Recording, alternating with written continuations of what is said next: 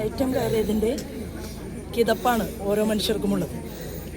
നല്ല സൗകര്യങ്ങളില്ലാത്ത, ജീവിക്കാൻ സാഹചര്യമില്ലാത്ത പാവപ്പെട്ട മനുഷ്യരുടെ ഒരു പ്രതിനിധിയാണ് ഇന്ന് നമ്മെ വിട്ടുപിരിഞ്ഞിട്ടുള്ള ഈ സഹോദരി.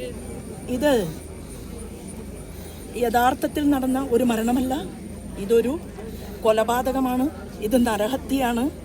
നരഹത്യക്കെതിരെ മന്ത്രി വീണ ജോർജിന് പങ്കുണ്ട്. ഒന്നാം പ്രതി കൂട്ടുത്തരവാദിത്വം തദ്ദേശ സ്വയംഭരണ വകുപ്പ് മന്ത്രിക്കുണ്ട്. ഏതൊക്കെ കെട്ടിടങ്ങളാണ് ഇത്തരത്തിൽ തകർന്നു വീഴാവുന്ന സാഹചര്യത്തിൽ നിലനിൽക്കുന്നത് എന്നുള്ളത് പഠിക്കാൻ, പരിശോധിക്കാൻ അതിന് ഈ കേരള ഗവൺമെൻറ്റിൻ്റെ കയ്യിൽ സംവിധാനമില്ലേ? ആ സംവിധാനങ്ങൾ കാറ്റിൽ പറത്തിയിരിക്കുകയാണ്. ശ്രീമാൻ വാസവൻ എപ്പോഴും പറയാറുണ്ട്, ഞാൻ ഉണ്ണുന്നതും ഉറങ്ങുന്നതും കിടക്കുന്നതും പാവപ്പെട്ടവരുടെ കൂടെയാണ്. എവിടെയാണ്? കോട്ടയം മെഡിക്കൽ കോളേജിൽ. അങ്ങനെയാണെങ്കിൽ എന്തുകൊണ്ടാണ് മന്ത്രി വാസവന് ഈ കാര്യത്തെക്കുറിച്ച് മനസ്സിലാക്കാൻ സാധിക്കാതിരുന്നത്? ഇവിടെ കൃത്യമായി കഴിഞ്ഞ എത്രയോ വർഷങ്ങളായിട്ട് 62,000 കോടി രൂപയിലധികം കഴിഞ്ഞ 4 വർഷം കൊണ്ട് ഈ കേരളത്തിൻ്റെ ഖജനാവിലേക്ക് ഇതുപോലെയുള്ള ആശുപത്രി സംവിധാനങ്ങൾക്ക് വേണ്ടി കേന്ദ്ര ഗവൺമെൻറ് കൊടുത്തിട്ടുണ്ട്. ഈ വീട്ടിൽ നിന്നുകൊണ്ട് ഞാൻ കൂടുതൽ ഒരു പത്രസമ്മേളനം നടത്തണം എന്ന് ആഗ്രഹിക്കുന്നില്ല. പക്ഷേ അടിയന്തരമായി ഈ സഹോദരിയുടെ കുടുംബത്തിന് സർക്കാർ നഷ്ടപരിഹാരം കൊടുക്കണം. ഒന്ന്. രണ്ടാമതായി തെറ്റ് ചെയ്തവരെ, ഇതിലെ MP രാജേഷ് തദ്ദേശ സ്വയംഭരണ വകുപ്പ് മന്ത്രിയാണ്. അദ്ദേഹത്തിൻ്റെ വകുപ്പിന് വിട്ടുവീഴ്ച വന്നിട്ടുണ്ട്. അതുകൊണ്ട് തീർച്ചയായിട്ടും 3 പേരും കുറ്റക്കാരാണ്. അവർക്കെതിരെ ഉചിതമായിട്ടുള്ള നടപടി സ്വീകരിക്കാൻ സർക്കാർ തയ്യാറാകേണ്ടതാണ്, മുഖ്യമന്ത്രി തയ്യാറാകേണ്ടതാണ്.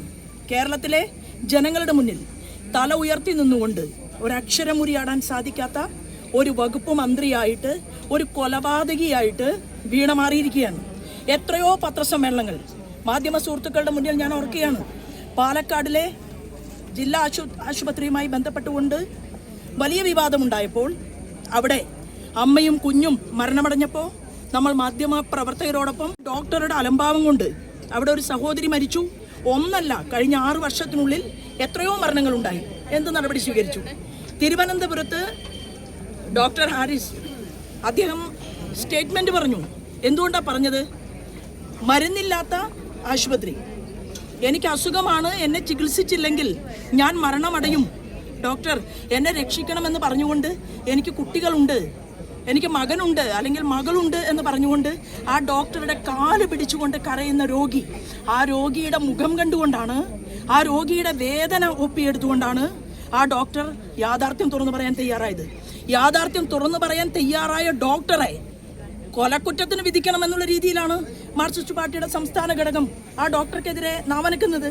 അപ്പോൾ പാവപ്പെട്ടവർക്ക് വേണ്ടി സംസാരിക്കുന്ന ഡോക്ടർക്ക് രക്ഷയില്ല, സാധാരണക്കാരുടെ വിഷയങ്ങൾ ഏറ്റെടുക്കുന്നവർക്ക് പൊതുസമൂഹത്തിൽ രക്ഷയില്ല എന്ന അവസ്ഥയിലൂടെ ഈ ഗവൺമെൻറ് മുന്നോട്ട് പോവുകയാണെങ്കിൽ ഗവൺമെൻറ്റിനെ വാഴിച്ചിട്ടുള്ളത് ഇവിടുത്തെ പാവപ്പെട്ട മനുഷ്യരാണ്. ആ ഗവൺമെൻറ്റിനെ വാഴിച്ചിട്ടുള്ള മനുഷ്യരോട് നീതികേട് ചെയ്തുകൊണ്ട് കാലാകാലം മുന്നോട്ട് പോകാൻ സാധിക്കില്ല എന്നുള്ളതാണ് തീർച്ചയായിട്ടും ഇവിടെ നിന്നുകൊണ്ട് എനിക്ക് പറയാനുള്ളത്.